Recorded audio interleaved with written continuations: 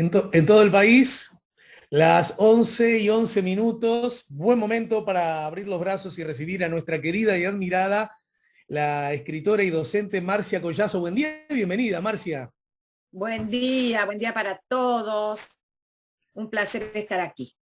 Escuché con mucho interés la charla que en la mañana en camino, en la columna, justamente por los caminos de la historia, tuviste la semana pasada, excepcionalmente un jueves, con Diego Anchorena, y allí conversaste sobre Bernardina, obviamente también sobre frutos, y me pareció muy interesante además las reflexiones que hiciste sobre los dos retratos que le hicieron a Bernardina, ¿no?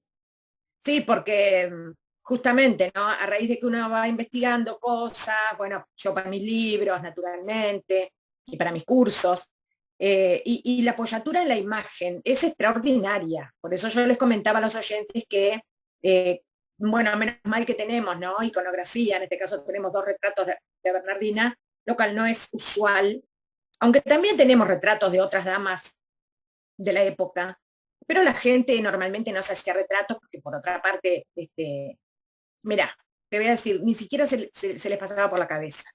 Eran carísimos, no existía todavía la fotografía ni la litografía, digamos, ni todo eso que va a llegar más o menos hacia 1860 y poquito el Uruguay. Fíjate que estamos hablando de gente que no llegó a vivir hasta ese momento, ¿no? Claro. Eh, pero a través de los retratos uno puede ir captando ciertos rasgos de los personajes. Sí, Y sí. en ese sentido, bueno, tenemos esos dos retratos. Pero por otra parte, como yo les comentaba a los oyentes, Bernardina es una mujer que a través de la vida de ella también podemos dar cuenta de una buena parte de la historia nacional, a través de lo que le pasó, lo que le tocó vivir. Y, y bueno, creo que habíamos comentado que Bernardina se casa, ¿verdad?, en circunstancias muy difíciles, en aquel, muy poquito antes del matrimonio de La Valleja y Ana Monterroso. Se casan Rivera y Bernardina, una Bernardina muy joven, seguramente 15, 16 años tendría. Rivera era un hombre que se acercaba ya a los 30, pero en ese momento, cuando se casan, él detentaba un cargo importante en la revolución, en el ejército artiguista, era comandante general de armas de la plaza de Montevideo, pero lógicamente, ¿no? Ya los portugueses nos habían invadido. La invasión comienza justamente en 1816 y yo les contaba que prácticamente por los pelos, Bernardina escapó de la persecución de los portugueses, que sí capturaron a otras damas, esposas de oficiales artiguistas, y las llevaron presas a la ciudadela. Y ella escapó, y bueno, les decía que en realidad a mí lo que me interesa ahora es irme a otro momento de la vida de ella, que es Sí. durante la Guerra Grande, ¿no? La Guerra Grande que como he dicho más de una oportunidad, fue de 1839 a 1851, o sea que estamos hablando de unos 11, 12 años de guerra, que no es que siempre hubo bombas y granadas y tiros, pero los hubo en varios momentos. Y esto naturalmente hizo que la República naciente empezara con muy mal signo y con muy mal rumbo. Y eso por eso yo decía que nos marcó muchísimo en años posteriores. Durante la Guerra Grande hubo dos gobiernos en el Uruguay, que fueron el gobierno de la defensa en el Cerrito, con Manuel Oribe, y, perdón, el gobierno del Cerrito y el gobierno de Montevideo, que era detentado, entre comillas, y no de manera legítima, por Rivera. Y ahí se van a empezar a conformar, entre otras cosas no menores, los dos bandos tradicionales del Uruguay, blancos y colorados, ¿verdad? Y en ese contexto, bueno, a Bernardina le toca, ¿verdad?, una actividad muy importante, porque su marido tenía un altísimo cargo de gobierno, y ella se empieza a dedicar a lo que en esa época hacían las mujeres, y que te voy a decir que hasta hace muy poquito tiempo, y lo siguen haciendo, me parece, las primeras damas, dedicarse a actividades filantrópicas, Ujú. aquello de asociar la figura de la mujer con la beneficencia, con la filantropía, con el cuidado básicamente, que está muy bien, pero que por otro lado también la limita y la recorta gravemente en sus posibilidades.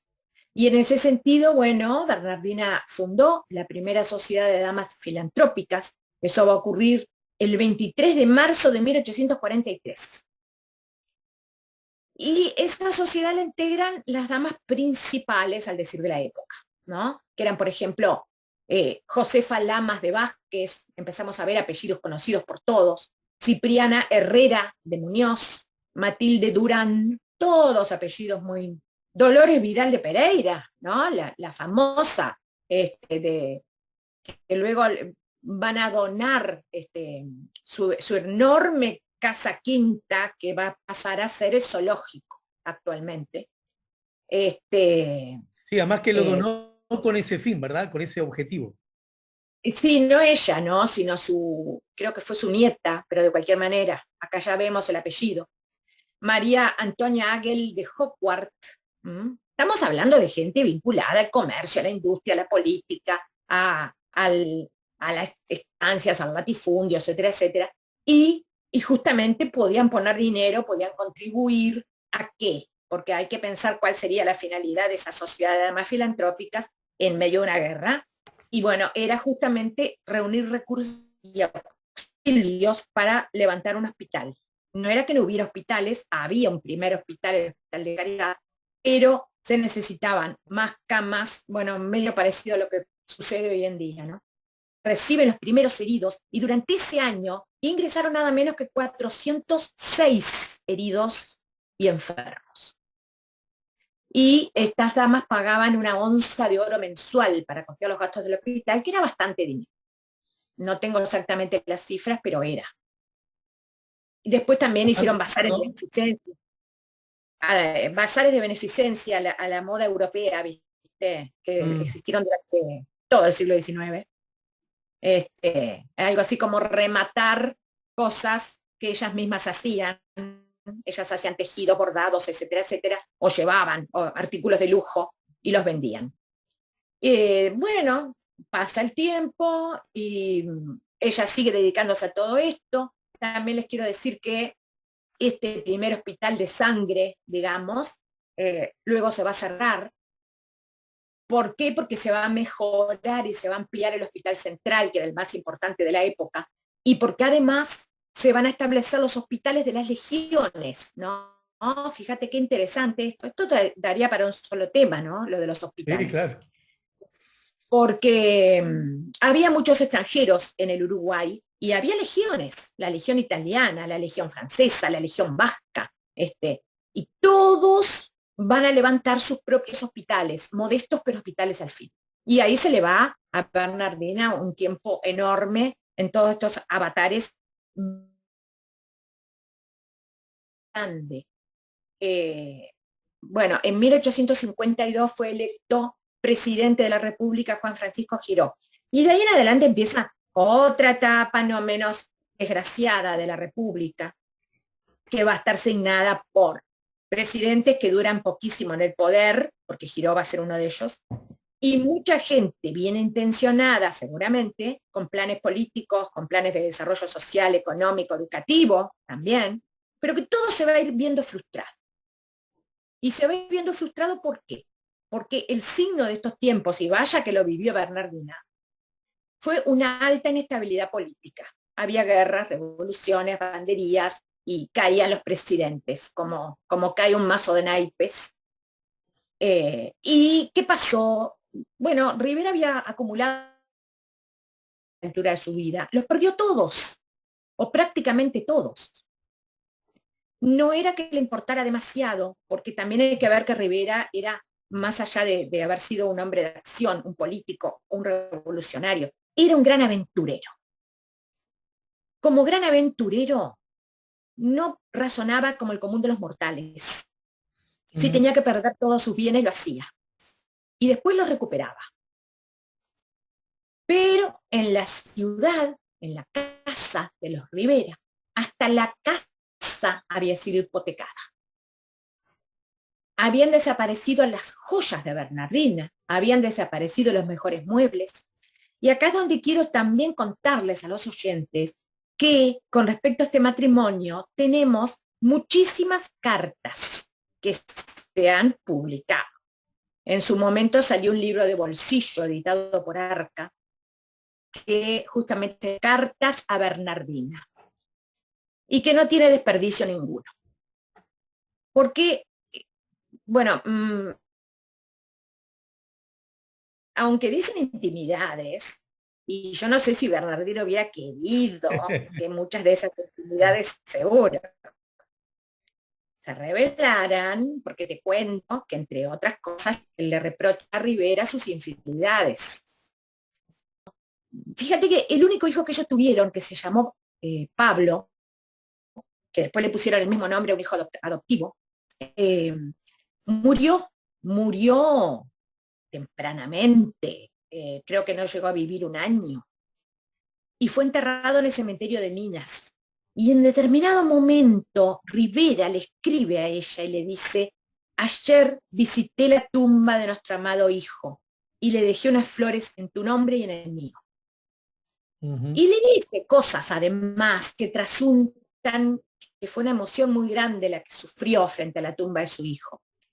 Por eso digo, no tienen desperdicio estas cartas para todos aquellos que digan, los libros de historia son excelentes, damos gracias de que existan, pero no me colman en mi sed de curiosidad humana.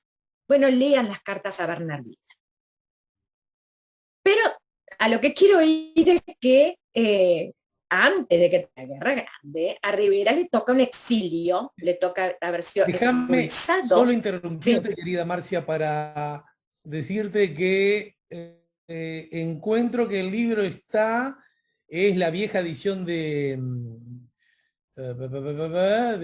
si no me equivoco, de Arca, ahí está, Cartas a Bernardina, Fructuoso Rivera, y se encuentra en esa edición que es muy vieja, muy antigua, pero solo se encuentra a 200 pesos según lo que veo a la venta. Paso el chivo, ni siquiera los conozco ni tengo nada que ver con ellos, en Mercado Libre.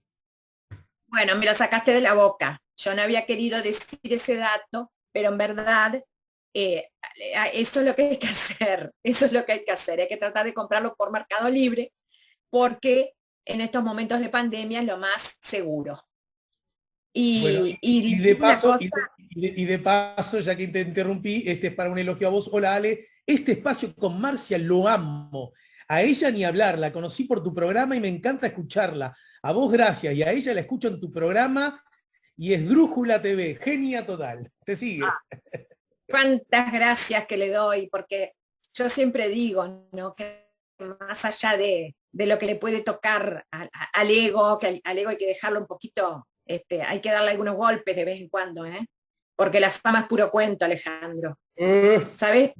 ¿Sabes cómo me reconforta a mí eso? Me reconforta en lo humano. Porque uno pasa muchos sacrificios para hacer esas cosas, que a veces puede pasar medio desapercibido, el tremendo sacrificio que uno hace para poner en la puesta de la escena nuestra historia viva. Entonces, en ese sentido es que yo agradezco esos comentarios. Bien, sigamos. Sigamos. Entonces, fíjate lo que le va a pasar a esta pobre mujer, ¿no? El marido, por haber intentado una conciliación con Oribe, es exiliado, ¿sí? Es desterrado de nuestro país. Y se va a Río de Janeiro. Y en Río de Janeiro es confinado, preso, en la fortaleza de Santa Cruz, en donde, por otra parte, la salud se le deteriora de una manera bastante importante y va a ser justamente ese deterioro de su salud, que obedece a varias causas, lo que en definitiva va a llevarlo a la muerte no mucho después. Entonces, bueno, a ella le toca hacerse cargo de todo, con un marido no solo exiliado, sino preso en Río de Janeiro. Y lo peor de todo es que cuando le dan la libertad a Rivera, no lo dejan irse, porque tiene que pagar deudas, increíblemente, ¿no? Deudas por haber comido y haber vivido en Brasil, y no lo dejan salir, le hacen lo que hoy llamaríamos un cierre de fronteras. Y entonces, ¿qué hace Rivera? Le escribe a su mujer, porque hay que ver que su mujer siempre fue importantísima en su vida, más allá de todas las infidelidades que cometió, que fueron incontables. Mi amada Bernardina, acá les quiero leer un pedacito. 30 de julio de 1852, Río de Janeiro. Recibí tu carta del 20 pasado y sé que estás mejorada de salud, y que has resuelto salir a vivir en Miguelete, o sea que Bernardina se retira a la quinta del Miguelete, y le dice, necesito dinero, en buen romance. No puedo retirarme de esta corte, sino cuando haya pagado lo que debo. Con los 3.000 pesos que me mandaste, o sea que ya le había mandado mucho dinero a ella, pagué los gastos de alimentos, casa en que vivo, etcétera, etcétera, pero necesito más. Ajá. Bueno, es un romance, ¿verdad? Dinero, dinero, dinero. Claro. Bernardina no podía mandar todo lo que él necesitaba, entonces empieza a mover sus contactos. Bueno, no voy a contar todo lo que tuvo que hacer, pero consiguió una buena suma de dinero y lograron que por fin Rivera volviera. Pero fíjate acá qué contubernios políticos y qué papel importantísimo que tuvo la mujer en esos contubernios políticos. Porque claro, hubo gente que empezó a pergeniar que la vuelta de Rivera también sirviera para volver a poner a Rivera en el poder. Y el principal ideólogo de eso fue el general Pacheco Lloves. Hay que volver a ponerlo al frente del gobierno. Fíjate vos que estaba Giró en ese momento. Seguramente ya estarían pensando en tirar el gobierno de Giró para poner a Rivera. Por eso hablaba de la inestabilidad política. 1852. ¿Ya? Y en 1853 marcha Rivera rumbo a su país, anunciándole el grave estado de su marido y decide partir en su busca. ¿Sí? Tanto así que en septiembre de 1853 ya el propio Pacheco Llovis, que había volado, estaba junto a Rivera en Yaguarón y le dice más o menos, hay que tratar de que este hombre sobreviva porque lo necesitamos. Bueno, no sé si algunos de los oyentes saben cómo muere Rivera, porque acá está justamente el meollo, ¿no? Rivera no puede pasar de la frontera.